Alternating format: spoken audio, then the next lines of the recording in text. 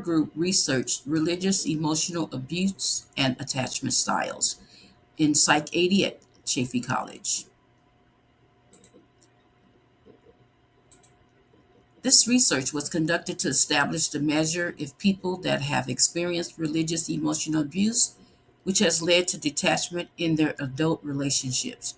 Our hypothesis is the increase in religious emotional abuse leads to the increase of detachment styles in adult relationships. A survey was conducted with Likert scale from 1 to 5 with 68 participants that are currently enrolled at Chaffey College Psychology Department. Our survey proved that religious emotional abuse leads to increased detachment styles later in life.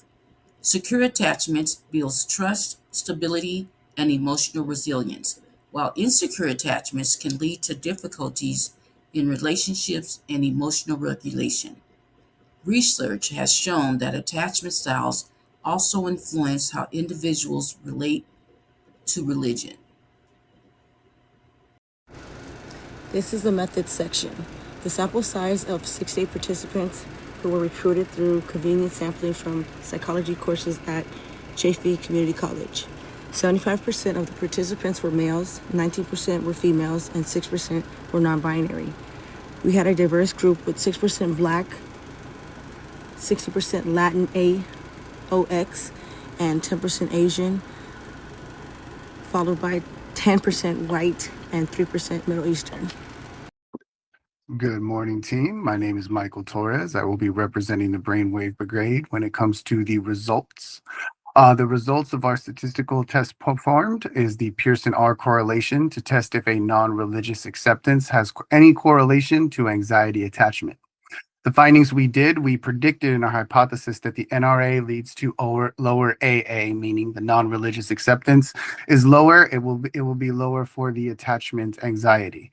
That was not supported. Instead, we had a small but positive correlation of R at 0.262 and P at 0.0319. This means that as the NRA increased, the AA also increased, meaning that if they have non-religious acceptance in their household, then they will have a higher anxiety attachment when it comes to their future adult relationships.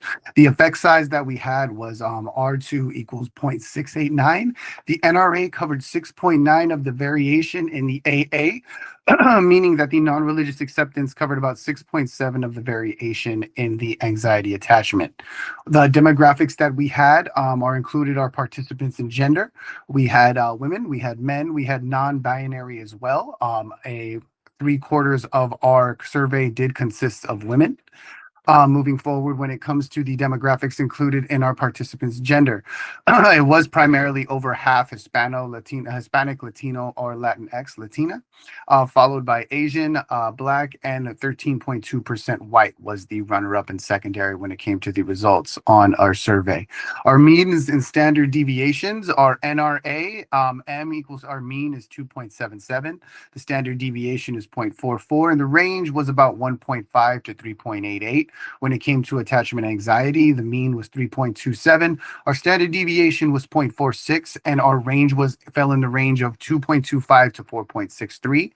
Our Cronbach alpha, which is our reliability, our NRA is negative 0.003, and our anxiety attachment is 0.110. Would interpret our survey with caution, meaning that we do not fall in the parameters of an exact survey.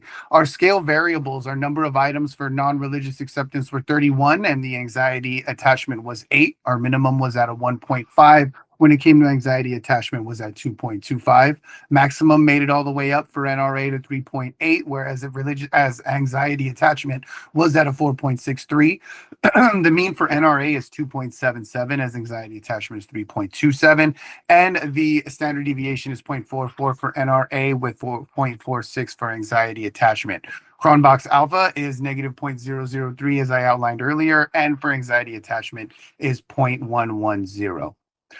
When it comes to our scatter plot exhibiting the religious and emotional abuse anxieties, as you can see on there, we do have our scatter plot. Most falls within the median range in the middle of the 2.5 all the way to about 4.5, where most of our information lies when it came to the emotional abuse, as opposed to anxiety, emotional abuse, anxiety being on the left, and the religious anxiety on the bottom as well. The histogram demonstrating religious abuse composite does go higher, right on the 4.2 scale, does go all the way to the frequency of a 10 for the RA composite and the frequency it happens. The mean being at a very high 3.8, standard deviation at 0.8165266202, and the N being at a 68. The demographics for the ethnicity as we have, not related there, but at number 5 would be Latino right there. Standard deviation mean was at 1.28, and the mean was at 5.44, with the N coming at a 68. Our scatter plot for the religious and emotional abuse by the genders, most of ours 3/4 were female at 2.0, and the remaining and the males stayed at a sturdy rate, whereas the females were more at a 4.0 or above. The results continue with the scatter plot of our REA scores based on ethnicity, with the races over on the bottom with the 4, 5, 6, and 7, 5 being Latino, 4 being Black, 6 being white, and the other races being as accordingly. These are based on ethnicity on the race on the bottom and the religious anxiety on the left. Thus, we'll conclude the results that we had as the Brainwave Brigade. I want to thank everybody on my team for their participation and hard work regarding this report. And thank you very much and have an amazing day. Okay, results continue. So this is the scatter plot exhibiting religious emotional abuse between anxiety attachment scores right here.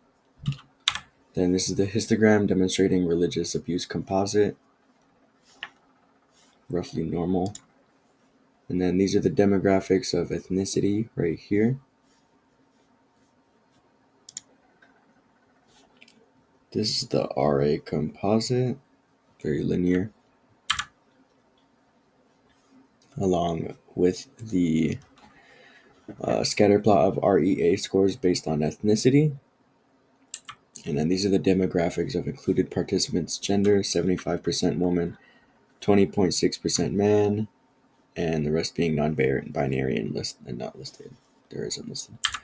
Then this is the second pie graph right here, pie chart of all the demographics based on ethnicity and race.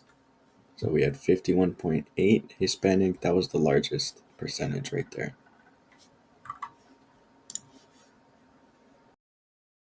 I'm Benjamin, and for our discussion, we found that religious emotional abuse contributes to the development of a insecure attachment style among adults. Furthermore, we also found, supporting this attachment theory, that varying experiences in our upbringing, especially in religious settings, affect our intimacy and trust in future relationships. For example, friendships, dating, and even parental. Furthermore, the limitations that we found doing this study include correlation being the study that cannot prove cause and effect. Samples may not cover and include every religious belief or cultural background, and self-reported data can affect the study. Memory bias and personal interpretation of religious abuse could also affect the study. Furthermore, implications and applications highlight the importance of mental health and pastoral care programs which aid and recognize spiritual and religious trauma. Therapists and religious figures can aid individuals traumatized by abusive religious practices, experiences, etc. For future directions, we can include a more elaborate and diverse set of religious groups and beliefs, as well as having certain groups that have been documented and studied more compared to others, and also research protective factors, faith communities, therapy, and awareness.